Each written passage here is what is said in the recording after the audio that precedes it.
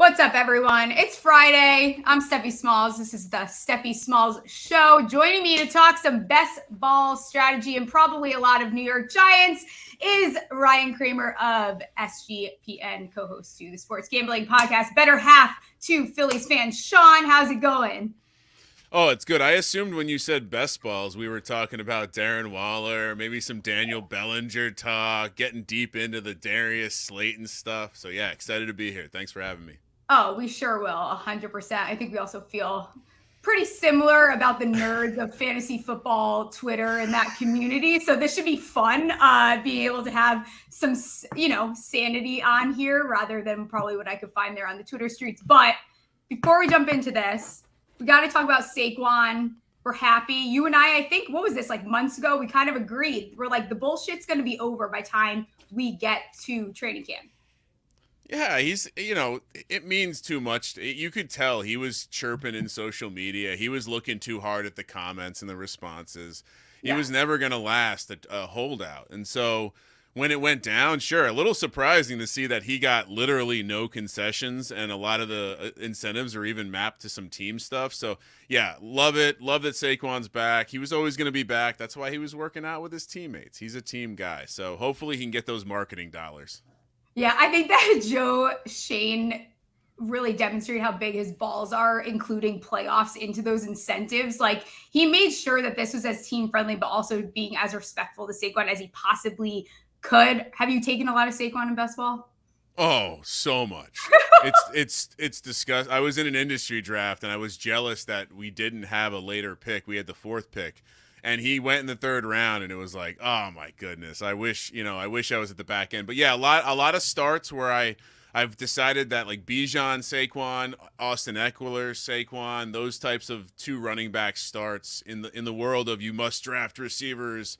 I think those will be pretty unique now, especially we're seeing them back kind of heading towards first round value. Yeah, where everyone kind of has jerked off this zero RB scenario for a little bit. It's turning a different way. Is that your general strategy this year then? Is it going running back, or are you just playing it how like the cookie crumbles? Oh, look at these gray hairs. I'm a boomer. I don't mind going running back. I do think, anecdotally, your teams look better when you go hero RB at minimum.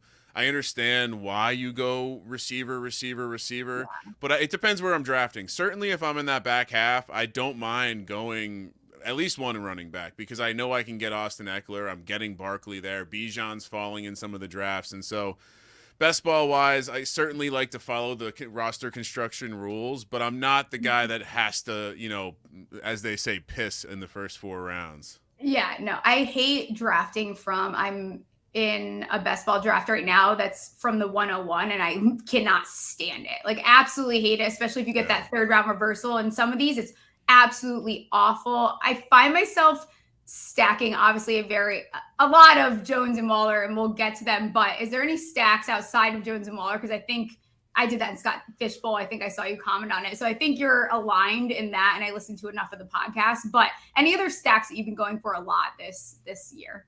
Yeah, I can't wait for the community to ridicule me when I show my underdog max enter to Best Ball Mania, and I have like 65% Dan Jones and 65% Darren Waller. I love that stack in the middle rounds. Honestly, I'm not even a big Deshaun Watson guy, but I have been doing the Watson and Njoku around the same range because I just think it's valuable. And then I'm a trash quarterback guy, so give me Ritter with some of his weapons, as I've been mentioning, the Atlanta guys. Give me CJ Stroud with like Nico Collins and Dalton Schultz or Dameon Pierce. Give me Ryan Tannehill with, whoever you can get him with. Honestly, I guessed right with D-Hop, so I have a lot of Tannehill with D-Hop, Treylon Burks, and Chig. So, yeah, I like the trash stacks. I premium stack when you start a draft 1, 2, 1, 3, and you've already spent it on a stack. I hate the way those teams look. So I'm definitely more of the trash stacker than I am the premium stacker. Yeah, I keep finding myself doing, and unfortunately, I can't do underdog in Michigan, which is probably a reason for me to leave Michigan. Admittedly, I need to get out of here at some point, go back to New England or figure it out, maybe move to Vegas. But Pickett and Pickens, maybe I like the alliteration there, but I think that people are a little bit too low on Pickett. And it's hilarious because you see a lot on Twitter where everyone is so high on Najee. They're so high on Deontay Johnson, they're high in every single weapon, but they don't like Pickett, where we saw that happen with Kirk Cousins a lot of the years, where Kirk Cousins ends up being like a solid fantasy quarterback. He's top 10, top 13 every single year. I think that Pickett could sneak into that top 10 this year. Yeah, and he's fun to stack. I think, both from a week 17 correlation, you can bring him back with one of the Seattle receivers. That's fun. Maybe a falling Kenneth Walker. But I'm with you again, trash quarterback, right? Going towards the end of the drafts. I do think it's interesting that Pickens is still going after Deontay Johnson to me. Yeah. And I love Jaylen Warren as, in general, taking the number 2 running back always provides value. Jaylen Warren's an interesting one who could provide value in the passing game regardless. I like to call him mini Eckler, as some have said as well. But also PFF, I mean, Kenny Pickett was their top guy over the last 6 weeks of the season. So, who knows? They take a step forward. People are projecting a little bit of a pace upgrade there. They're interesting to me. I certainly am always a Steelers fan when it comes to the NFL futures, but this year it's bleeding into the best ball too. Yeah, I especially with the Steelers this year, I'm pretty high on that over 8.5. I've seen it move to 9 in some books now, but I think that people are overlooking Tomlin in general is just like that dude. I do like, I love when trends come to an end. I'm not doing that with Tomlin, though. Like, I'm okay on sitting this one out. He's not someone I'm going to bet against. But I think that O-line got better, and they should be in they actually, 8th easiest schedule, but it looks weaker than that when you actually take a look at it. And we've seen, they're in a really hard division. But I think the Steelers are going to be better than people think this year. It's the Watt thing. If Watt plays every game last year, they win a couple more games, and so.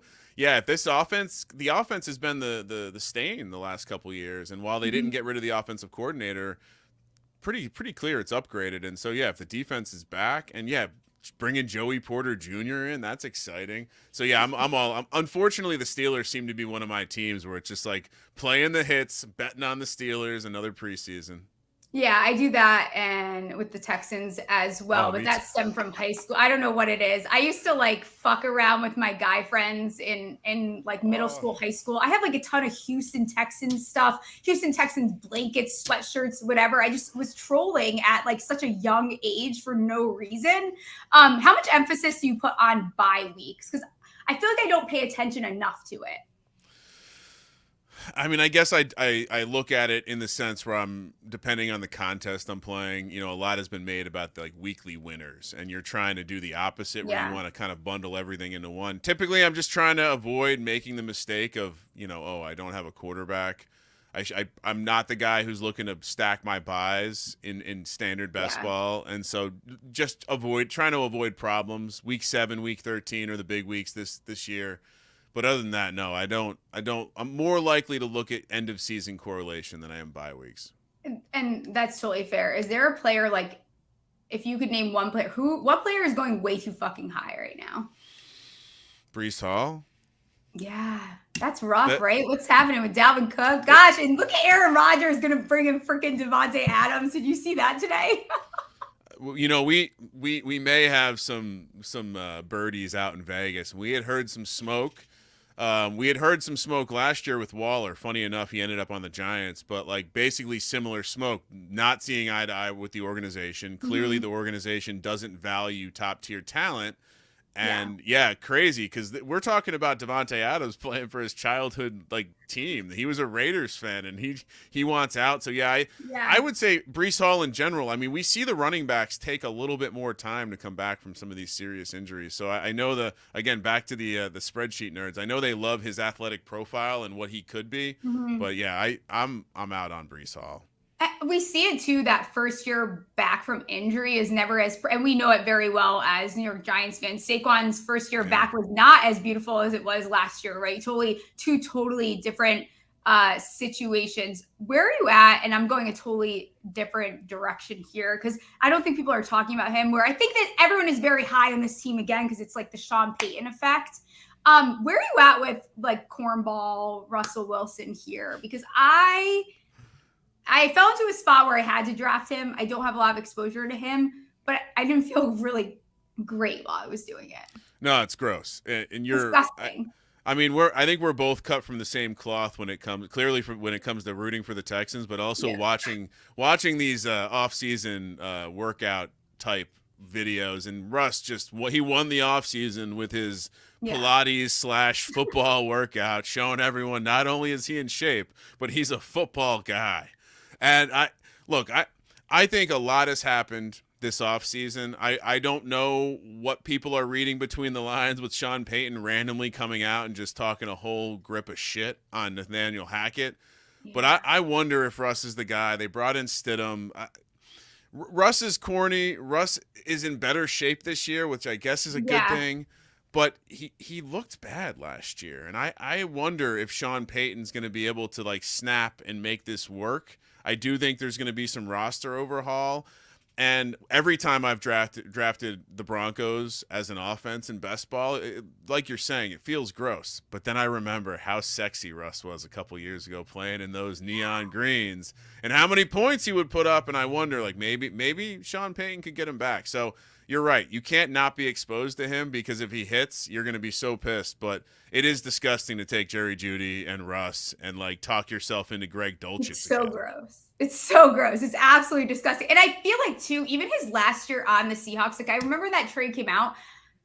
I was like, I kind of think the Seahawks won here, where I think that Russ was showing, like, an obvious little bit of decline. So it depends on how high you are on Sean Payton. Is there a wide receiver on that team that you're higher on? I like Dulcich. That I can get behind. That was one of my guys. Like, I was high on him before the Senior Bowl, seeing him at the Senior Bowl, where he got drafted. Like, I love the placement of that. And I think that he's someone that I think people are a little bit too low on him. He must be going tight end. He's got to be outside of the top 12 probably. So I like him, but I struggle with that wide receiver room a lot. Yeah, I mean, and you hear Marvin Mims is getting some buzz, but now he's injured, and Jerry Jeudy everyone wants to get excited about, but Jerry Judy's always had random problems. Courtland Sutton was a fun guy. I will say I'm very heavy on the Chargers, and their Week 17 bringback is Denver. So I find my way into taking a lot of Samaje Perine because it does seem like, reading between the lines, in things that he said himself, Perine signed with Denver because he was more or less promised like an Alvin Kamara like passing role in this offense. And so to me, that's the logical choice. I'll pluck Tim Patrick up really late from time to time. And for whatever reason, I'm a sucker for Courtland Sutton. So he's the guy that I probably have the highest exposure on. But none of them feel good. None of them feel good. No. None of them feel good. And you know what it is too? Last year, I forget what your stance was on the Broncos, but I was out on them last year. I didn't know what they were going to be. I have never been like a huge Russ fan. That's probably a bigger piece of it. And then this year, I kind of feel grosser doing it. We've got Payton smoking the ball. I will admit, I got that video sent to me way before I actually know the people. That's a whole other story for another day, but I saw that video a while ago. I promised not to post it. It took a lot of restraint not to post that video, but I struggle with, people are putting a lot of faith in Sean Payton. Yeah, look, he took a big contract to come back. Yeah. And, there's always that chance that he decides that he's not really interested in going that hard in a rebuild, or he is, and he's not willing to do it with Russ. And that was part of the conversation early on. And so, yeah, I mean, look, am I going to judge a guy who enjoys a little marijuana through a bong? I like him more. That being said, whoever the hype man on that video is, that's like, you're the man. Yeah, you are. If you've not seen the video, it's one of the funniest things you'll ever see. It's like, it's got to be like a 21-year-old kid hyping up Sean Payton as he takes this, minimal bong rip. It shows he's having fun. I don't know if it's the best situation for the team, but I will say the friction between Russ's people who were in the building and Sean Payton early on, they definitely brought up the whole I wonder if this will work, because you look back and you wonder, like, Drew Brees probably not the ego that Russ was, and I wonder if Sean's like, I wonder if Sean. Well, let's not forget, Drew Brees did somehow get mic'd up to give his motivational speech to his kids after he broke the NFL record for touchdowns or yards, where he's like, "Hey, you guys can do anything if you put your mind to it." So I don't know, but I'm gonna guess that we're a little underwhelmed by the Broncos this year, both because they have two really good teams in their division, and I think Sean Payton might need a year or two to get things going. Yeah, I really, before I move on to giving you a couple of players for you to pick from at ADP, I really fucked up last year because Ben Carey of CapWise tried to bet me a trip to Ibiza if the Giants had a better record than the Denver Broncos. And I said, wow, I think that is actually a good bet. I will not take it because I'm not sending you to fucking Ibiza. And then when I forgot about it, right? And then we're at the end of the Denver's not even, we're week 10 at this point, I think. And they're just getting Hackett is doing the worst mismanagement maybe ever in NFL history. And then when he quotes me, I'm like, shit, I should have taken that because that was actually a good bet. Yeah. You would have been, it's one of those things. Like a good bet is scary, right? That's like me and my co-host Sean. We've bet. We have a mustache bet this year. Darren Waller fantasy points, half-point PPR versus Dallas Goedert fantasy points. Loser wears a mustache for the number of days matching the number of points the player lost by. So, fingers crossed we don't have injuries, but. That's a good bet though, because if it doesn't have any juice left in the fruit, you're not going to sweat. No. And so next time, take the bet. Have faith in our Giants. Yeah, I agree. That's a great bet. If I could grow a mustache, I would probably get in with you guys, but I can't. And I think I would creep people out a little bit with the mustache. I'll wear a fake mustache. Maybe that's about as far. I'm not promising to shave my head or anything. It would be pretty. It'd be pretty funny if you wore a fake mustache for like 30 days. Listen, I'm pretty sure I owe. I think I have to get like 8 Brian Dable face tattoos like on my butt at this point. I bet so many random stuff over the years, and this is going to end up being like a really good clip with those screenshots. But yeah, I'm due to hit the tattoo parlor. I do owe everyone a Dable face on my butt. But less about my butt. I'm going to give you 2 players. You tell me which you're going with. Obviously, some of these, it's my show. I can instigate the way I want. I can talk about the Giants the way I want. That's why it's called the Stephie Smalls Show. So, Mr. Dak Prescott of our least favorite Dallas Cowboys versus Dan Jones. Where are you going with? It's funny enough, they are actually going somewhat close. Dan Jones in underdog, probably a round behind. And by the way, his actual name is Rain Dakota Prescott. Please have some respect. Obviously, I'm taking Dan Jones, or as his teammates call him, DJ. I just think there's not going to be the same rushing upside for Dak at this point in his career. The team is throwing him under the bus. Why would you put your body on the line for them?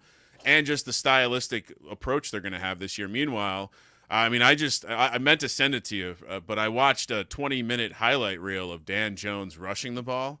People forget that he has that rushing floor. He's going to score touchdowns. He's going to rush for, I would say a cheap projection is 40 to 45 yards a game. Like that, that's reasonable. Oh, yeah. And he's going to be around, like red zone touches are going to be there. So yeah, absolutely, Dan Jones. I like how you're skewing this one. Yeah, and they'll continue to go that way. I don't know if you've ever heard my theory on Dan Jones.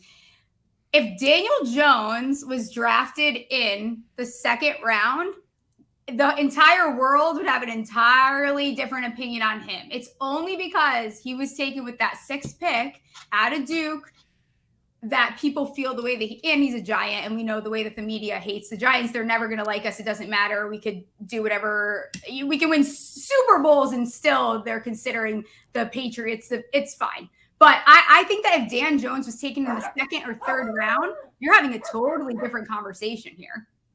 Yeah, I got literally some dogs barking in the studio. That's cool. Kaya's probably going to hear. I might have to deal with that in a second. That's right. You can deal with it. No, but let me deal with that real quick. Do it. It's fine. Totally fine. No, I feel very strongly. You have these quarterbacks that get drafted in later rounds, and all of a sudden they get put on a pedestal. Dan Jones, he's so athletic, and he's developed every year. I don't know what else people want out of him. What is it going to take to get a little bit of Dan Jones respect? I got the dog with me now. Oh, yeah. Yeah. Hello.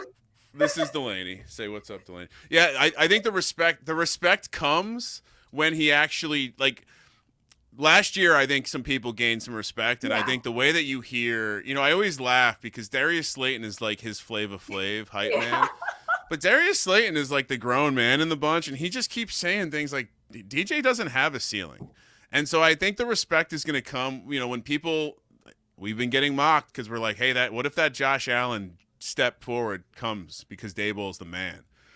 Yeah. If he does that, and if they return to the playoffs this year. I think people are going to have to start saying his name, especially if he puts up the rushing numbers that are going to look more like a Lamar Jackson, look more like a Josh Allen. So, look, I read the training camp reports, and they're saying that there's more zip on his ball this year. I'm in a full lather. I don't know what to tell you. I got a big investment on him to win the MVP at 75-1. And yeah, dogs will be barking, and yeah, it's an unbelievable time to be a Giant fan. It really is, and I think, first of all, we deserve this for quite a while. I think that no matter what Dan Jones does, people are still going to hate. I think that he's progressed every single year, but for some reason, people decide that we can't like Dan Jones. If I hear someone bring up his turnovers, let me read them to you the way that he's cut these down.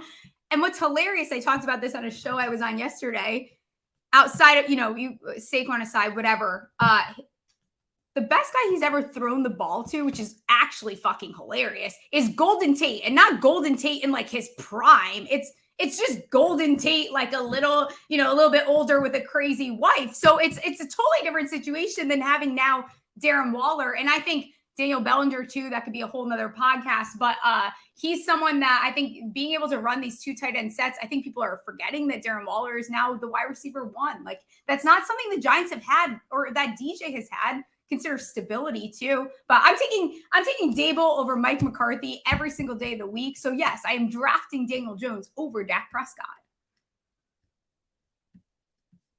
You might be muted now, but I can imagine how passionate you are. Sorry. I'm back. But yeah, no, Daboll, I mean, it's one of those things, like, how can you not project this to be better? They actually increased the depth of the roster. They loaded up some talent on offense. They've gotten objectively faster. Yeah, sky's the limit. Sky is the limit. I agree. First year that Andrew Thomas is having a completely healthy, normal training camp. We haven't seen that.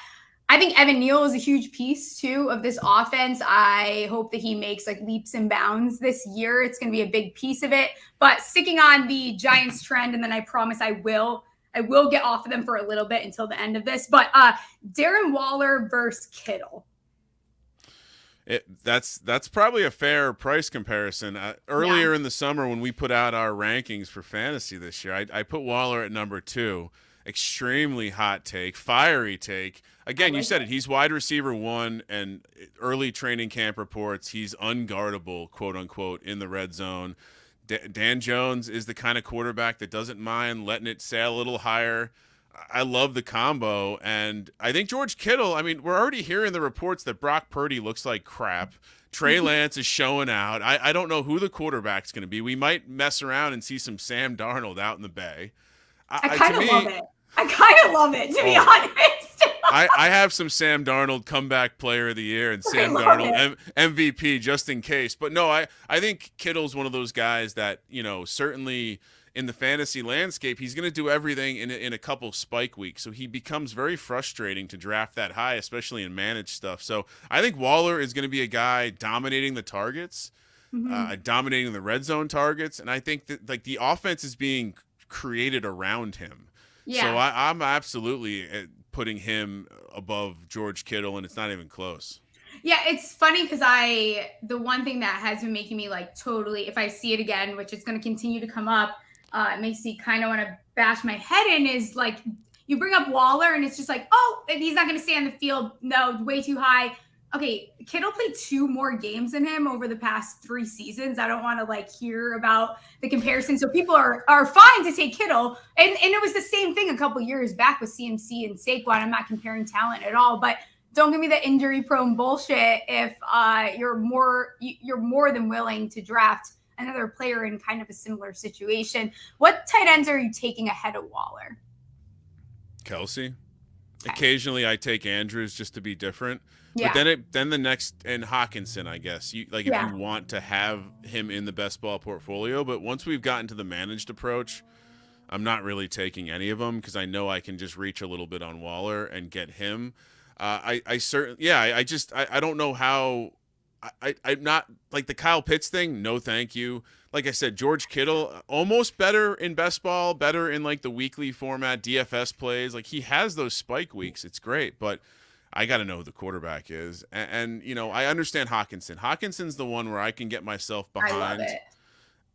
Because it just seems like Kirk Cousins could, like, just like that playoff game where we watch him throw to Hawkinson short of the sticks to lose the game. Certainly going to get a ton of volume. So, but in general, I think this year, if you don't go the Kelsey route, or if you're an Andrews guy or Hawkinson, I think you just wait. I do too. I think there's a lot of value at the end. I really like big sleeper. I really like Irv Smith this year. I think he's set up for success. There's guys down there. Sean's boy Chig, don't hate that. Greg Dulcich, some of these guys later on, even Njoku, like I've seen him fall a little bit. I don't hate Schultz either for our second favorite team. I'm not mad about that with a rookie quarterback. I kind of love that matchup with him at tight end, but I'll move off the Giants for a little bit. We'll wrap up with it after this. But who are you picking? Antonio Gibson. So he's going RB 32. Right ahead of him is going Alvin Kamara. Where are you at? Oh, man. I mean, it sounds like Kamara now may not get suspended. Yeah. Maybe it's a game or two. There's also some competition. We love the way Jamal Williams can find the end zone. If you're watching the training camp videos, Miller looks electric at that weight. So he's the Dynasty Bros are certainly getting excited about that. Oh, yeah. So I think I would have to fade. I think I would have to fade Kamara. I think there's too many questions about what his workload's going to actually look like. I have not drafted him a ton. I don't know. What's your take on this one? Because I like, to me, Kamara, the question marks, and now that training camp start, like Keandre Miller looks electric. I can't unsee that. I know.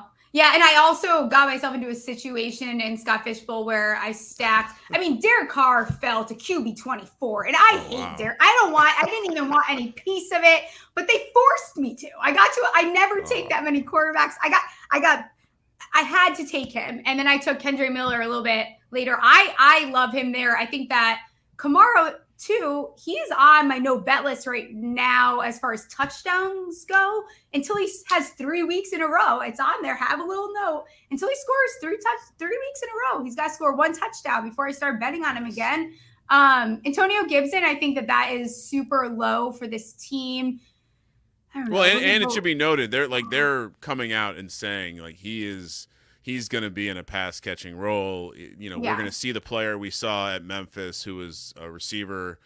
So I think, them having Brian Robinson healthy without a bullet in his leg, probably helping him make that determination. But I think the new offense, Antonio Gibson is going to get a lot of those J.D. McKissick catches that allowed him to have 4 or 5 catches a week and make you very useful in fantasy, and especially with those floor players in best ball can be useful if you're doing zero RB. At least you're getting some points on the board. Yeah. Oh, McKissick, one of my favorite guys for quite a bit. He was a little sneaky of value, but I think I like Gibson. I think I'd rather take Miller later on than Kamara. Could easily regret that. But next question. Fellow DGen Calvin Ridley, the way that they quoted that, what did he say today? It cracked me up. Something like, I got to find the quote. It's hilarious. But him versus, let's do Hopkins. We'll do two guys didn't play, got themselves in this. I love those guys. I love both these guys. I'm shocked to see how high Ridley's going, though. I think he's now, people are watching a couple like back shoulder catches that he made. And he's an alpha. He's an alpha receiver. But let's not forget, he missed time before the gambling suspension for some mental stuff, and he has not played football in a while. And I do think that always concerns me. Football speed's different. Football contact is different. And we haven't seen a ton of skill position guys miss that much time for non-injury stuff and come back. So I'm not taking him in the 3rd round now that he's gotten all the way that expensive. At this point, D-Hop in the 4th. Give me that value to me is crazy. He's a perfect receiver to match with Ryan Tannehill. Yeah. He doesn't separate, but he catches everything, and that's exactly what Tannehill needs. He also pushes Treylon Burks down to number 2. So, yeah, give me D-Hop in the 4th seems a little disrespectful. He's chirping at fans out there. He's telling guys, hey, stop talking about me. Buy your wife my jersey. I love it. I think give me D-Hop in the 4th over Ridley in the 3rd. Yeah, I think I'm with you. And where I probably am a little bit higher on the Titans outside of Vrabel is the fact that having Hopkins come in as this like true vet stud, I think that brings a lot to this team. People count out the Titans. I think the Titans are a little bit better than people realize. Ridley versus, how about Metcalf though, as a temperature check? So I almost apply the general rule of running back here. If there's some competition, give me the cheaper guys. I think the market's kind of undecided. Tyler Lockett, JSN, both being priced in that, ADP 60 to 65 range on Underdog. And for me, I'm still a Lockett guy. Again, boomer here. Still a Lockett guy over JSN because you know what? You want to push him to the outside. I think that almost makes him better. I like the way this offense has been taking shots. And I think I'm taking him in the 6th, like late 5th, early 6th over DK you kind of have to take DK in the early 3rd or late 2nd to get him. And so, yeah, I think I would rather take one of the other receivers 4 rounds later. Yeah, I'm with you. I have just been, for some reason, very hard to fade on Metcalf, a little bit heavier when Russ was still there because I think we saw those 2 years. He was missing easy stuff to him. And I don't know. I'm not really a DK person. I don't like the pacifier. It's the wrong vibe for me. Like, you're a grown ass adult with a pacifier in your mouth. Just not, I don't know. It's just not my thing. I don't know what that is. Got to do the deep dive. Him and AJ Brown, who loves Disneyland, teammates with DK Metcalf, who loves a pacifier at Ole Miss, and they couldn't win games in the SEC. So deep dive required. Yeah, do the science article on it. The math checks out to me. I don't know about you, but let's go quarterbacks. This one, again, setting you up a little bit. Obviously, I do listen to a lot of the podcasts. Trevor Lawrence, who everyone, jerking off this year very hard versus, I guess, a similar situation, same word, different. But Deshaun Watson, where are we at? Well played. Yeah. Deshaun Watson, not the guy getting jerked off really hard. That was a good delineation. Now.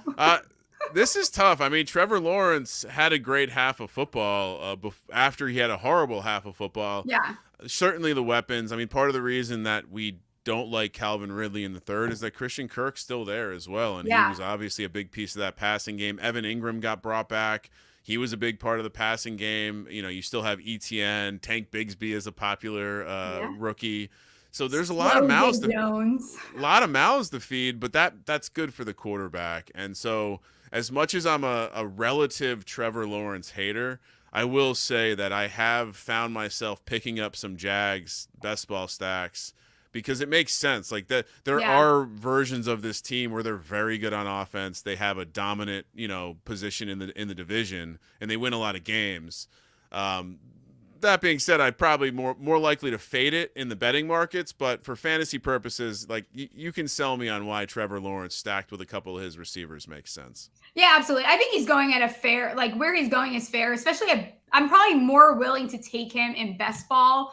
I did fade him in Scott Fishbowl, but I just I couldn't take him as high as he was going. And I think everyone got delusional. Everyone's, whatever the kids say, delulu now about Trevor Lawrence. The long hair doesn't do it for me. I think Calvin Ridley, I'll ask you about this. I don't like his yards prop right now, but his touchdown prop is at 5.5, plus 110. I don't hate that. I think I'd be more willing to take his touchdowns than his yardage. Yeah, and I think just in general, at minimum, he does become a pretty interesting threat in the red zone. Trevor Lawrence, big guy, throws a decent outside fade ball. But again, there's so many mouths to feed. It's that time of year where you every smart gambling expert is like, remember, you should take more unders than overs because people get hurt. And, the fantasy community is like, whoa, no, you can't say that someone's going to get hurt. That's mean. And meanwhile, unless it's a giant.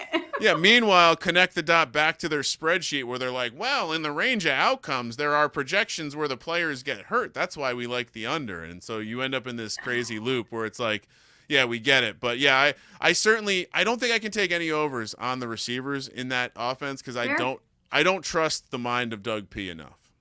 Oh, Doug P. What Which, by the way, did you see Jason Kelsey's joke about Doug P? Oh yeah, that was beautiful. The last thing I saw before I went to bed last night. Hilarious. I feel like I need to level up with the joke. That was so good. If you guys have not seen that, please go look on, what is their podcast called? The Heights. New Heights. And I didn't know where it was going for a while. And I was like, what is this? And then that's the thing. The zinger was awesome. Calling out Doug P like that. I can only imagine. What was that? Remember when one of the reporters or whoever was asking a question, he accidentally said sex instead of something, and his face, he's hilarious. Like one of the most animated guys. It's very funny. I like Doug Pearson. I will say, I think he's hilarious. He looks like a guy who's retired to Florida and loving life, rocking the visor, just enjoying vibes, Yeah, he's doing his thing. All right, last one of these, which it was 2 players, but now I'm just going to throw you. We'll bring back the Giants, and at this point, I probably will gain 0 subscribers from this show because it's all New York Giants. Again, don't care. It's my show, so it's fine. Giants wide receivers, probably one of my favorite best ball tactics at this point. At the end is to either load up on a couple, take one of the later ones. Where are you at with who are you going for first? Campbell. So he's going wide receiver 72. Hodgins is 73. So right after him, Hyatt's 78, which I think is a little, that's a whole different conversation. He might be like a league winner towards the end of the season, but I don't see him contributing enough off the bat, at least in any other format besides for best ball. Robinson, 82, Slayton, 86. And my personal favorite that people forget about all the time, Daniel Jones's true best buddy. You look at what he did at the beginning of last season before the Giants kind of got in a rhythm is Sterling Shepard. Where are you going in best ball? Yeah, it's interesting because the various platforms too, the ADP influences which receiver people take because I don't think the average person has a take. Jalen Hyatt is pushed up higher on Underdog. I'm certainly not taking Hyatt. Hyatt's the guy I'm crossing off because I not only maybe he's a league winner, but I think it's going to take a couple injuries specifically to Darius Slayton. I think, Darius Slayton to me being one of the last guys being taken is crazy. I firmly believe that I believe Dan Jones wanted him to be on the team, and that's why he got re-signed. I think he's to me the lock to lead the team in snaps, I think. At least early in the season. Yeah. I think Hodgins makes sense, and he's going to definitely be the guy that could lead in touchdowns. I like Slayton to lead in yards, and I don't know who's going to run the slot. Could be Paris Campbell. I know Cole Beasley's looking really good in camp. Sterling Shepard's the oddball, though, right? Because no one is drafting him, and so I like that you pointed him out. I've definitely paired him with what I do with Sterling Shepard is when I have Barkley and Waller, I'll throw Shepard in with the last round. And I'm with you. If he's healthy to start the season, he could be their best receiver. And if he is their best receiver while he's healthy, he's going to be amazing. The problem is he always gets hurt, and so I don't want to predict he gets hurt again. But it just seems like I love that they brought him back though because he's an absolute coach on the field, coach in the locker room. So him on the sidelines, there's something to, and that's one thing. At least being a Giants fan, these guys that buy in with their entire heart. And I think that's where you saw Saquon struggling with this is being a New York Giant is something that a lot of franchises don't get to have as much pride in when they say it. But I think if Sterling, I think in redraft, I will probably, when I find out Sterling is going to come back that week, I'm probably going to pick him up and just keep him on my bench somewhere. Because I think him and Jones, no matter what, it's they have a very good connection. Yeah. And I think I think the layman fan might not be aware that he's actually better on the outside. So I don't think he's part of that slot logjam that this team has. I think he's actually one of the few guys that can operate outside effectively. I think that list is pretty short too. I think it's Waller, Hodgins, Slayton, and Shepard. And I think everyone else, they're looking at slot options, gadget options. So those three guys, to me, if they're healthy the whole year, like Shepard would be the shocker too. And that's the league winner. That's the one that wins you the $1 million because Shepard's going to be unowned in majority of leagues. Yeah. Funny story before I let producer Ryan come on to bring up some questions is the first block I ever did on Twitter, which at this point I'm up to like 800 something blocks probably. But first block I ever did was over fighting with someone about Shepard playing on the outside. And I was just like, you are too stupid for me. Block. And I'll never forget it. I won't name drop. Obviously, I know it's my show, but I won't do that. But stupidest conversation I think I've ever had. So I was like, you know what? Enough.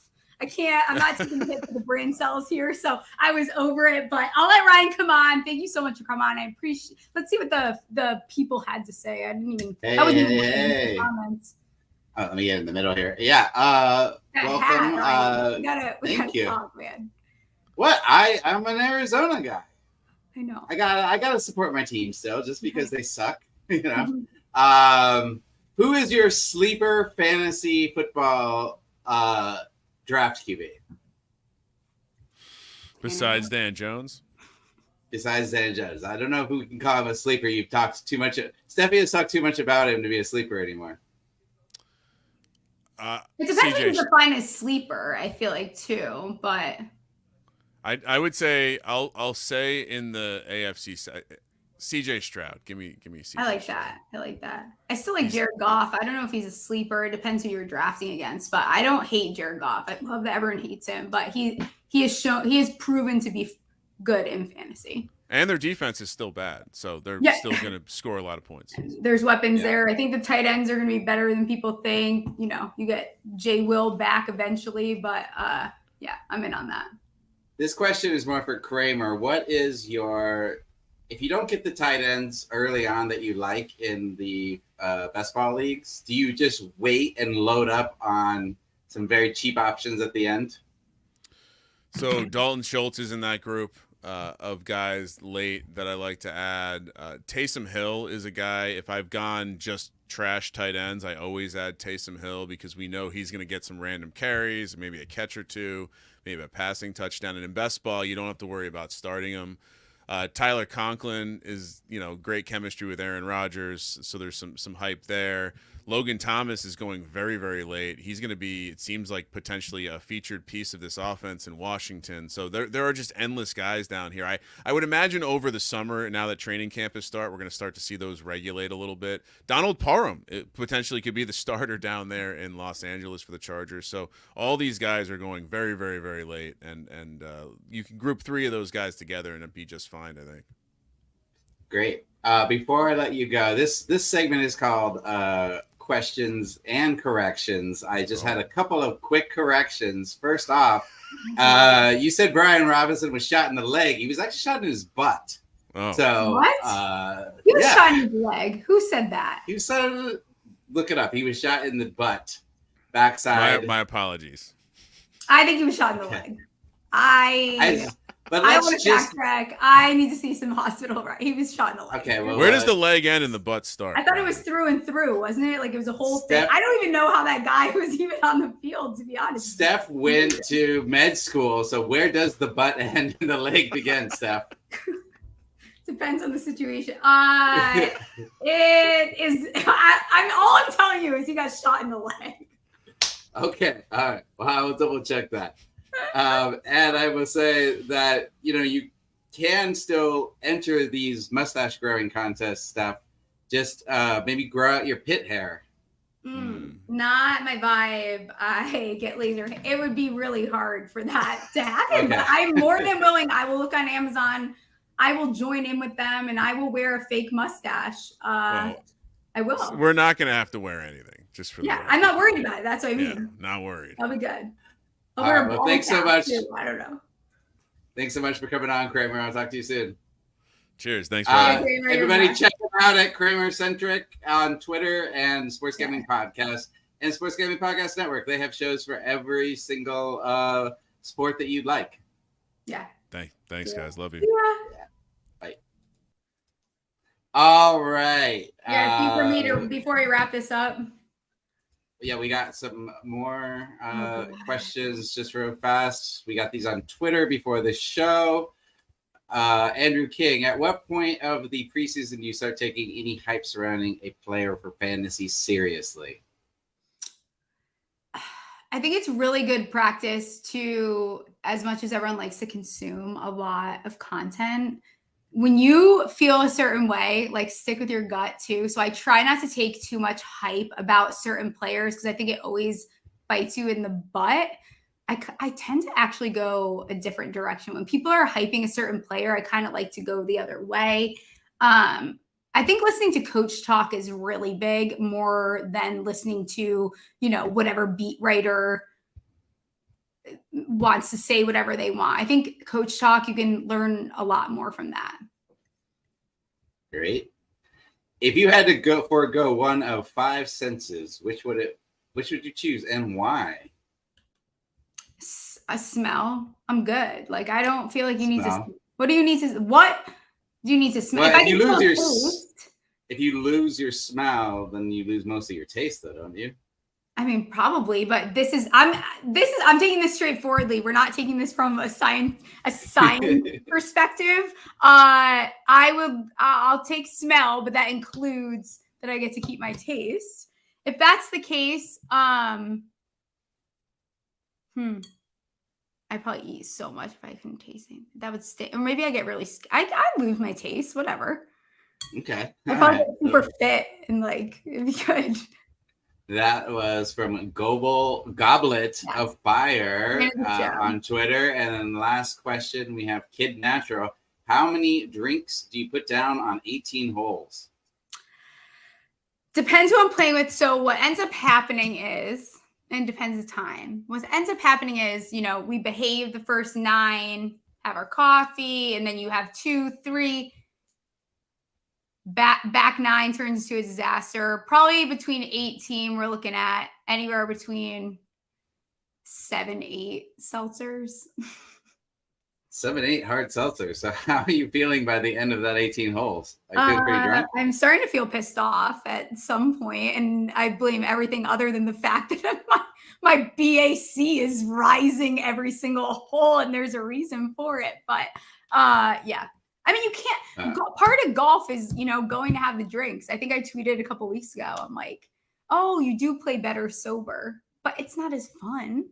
It's not as fun. No, not at all. All right, we're gonna get out of here. Yeah. What should our subscribers do? Our subscribers should like, comment, subscribe if you're not a subscriber. Viewers, I should have said viewers. Yeah, actually, comment to this video what you think the Giants' record is going to be. You can find this on Twitch. We'll be back Sunday, finishing up the 3M Open. My bets are looking pretty good. I haven't done this in a while where I actually have not watched today. I turned it off because I didn't want to jinx myself. So Sunday, we'll post a time for that. Might do it a little bit earlier so we get that final grouping in. But yeah, we'll catch you guys. Great. Thanks. See ya.